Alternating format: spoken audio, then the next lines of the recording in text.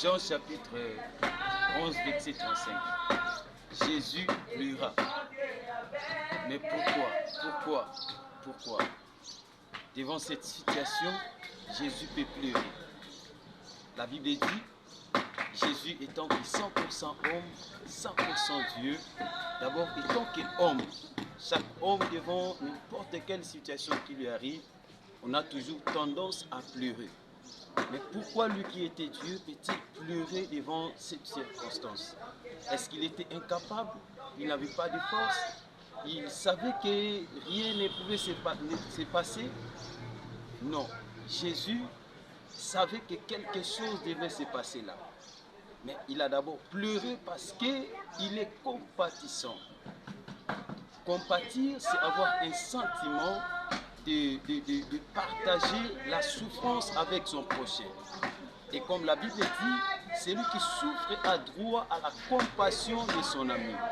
Jésus étant qu'un ami de Lazare, devant cette situation qui était arrivée à sa famille, devant la disparition de Lazare, il ne pouvait pas se contenir, c'est pourquoi il avait pleuré. C'était une manière de partager d'abord de partager la souffrance avec sa famille et aussi de partager la souffrance avec tout le peuple qui était là. Et dans des difficultés humaines, dans des situations humaines, on a toujours tendance à se poser des questions. Est-ce que Dieu me connaît? Est-ce que ce qui m'arrive, Dieu est au courant? Est-ce que Dieu connaît les souffrances des Congolais? Est-ce que Dieu connaît les souffrances du peuple africain ou de tout le peuple du monde? J'aimerais rassurer à quelqu'un, Dieu connaît tous les moments auxquels nous passons. Dieu est conscient que tu souffres, Dieu est conscient que tu es malade, il est conscient de ta situation. Mais écoute bien aimé, Dieu est compatissant. Cela veut dire quoi? Lorsque tu souffres, il n'est pas content, il ne se réjouit pas de la souffrance de son peuple, il ne se réjouit pas de la souffrance de ses enfants. Alors il compatit.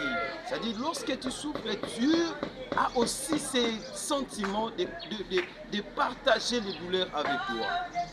Mais écoute, là c'est selon la manière des hommes.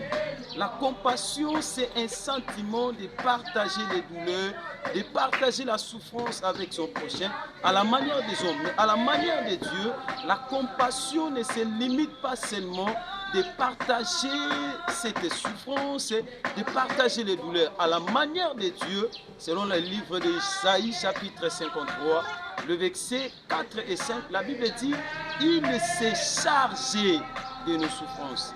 Il a porté nos fardeaux. À la manière de Dieu, la compatir avec quelqu'un, c'est prendre son fardeau, c'est se charger de ses problèmes. C'est-à-dire, lorsque tu souffres, Dieu vient prendre ton fardeau, prendre les problèmes qui te tourmentent là, ça devient son problème et il te donne en retour le repos. C'est comme ça qu'il est aussi écrit dans le livre de Matthieu, chapitre 11, verset 28. Il est écrit, venez à moi, vous tous qui êtes fatigués et chargés. Mais pourquoi cette indifférence? Lorsque les autres souffrent, mais les autres aussi voient le bonheur. J'aimerais dire à quelqu'un, le problème avec Dieu, Dieu ne sauve pas tout le monde, mais Dieu sauve ceux qui croient.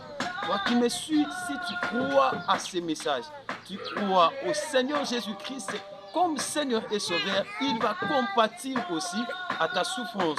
Il va compatir à ce qui te dérange. J'ai bien dit, compatir selon Dieu, c'est se porter la souffrance de son peuple, c'est charger de ce qui dérange son peuple.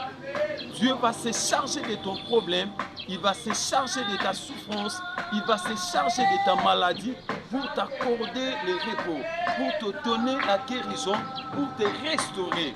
Voilà pourquoi tu dois croire, parce qu'il est écrit, car quiconque croit au Seigneur, si tu ne crois pas, bien aimé, tu ne seras pas sauvé. Tu dois croire que le Seigneur Jésus-Christ est capable de restaurer, il est capable de guérir, il est capable d'ouvrir ses portes pour toi, il est capable de faire tout.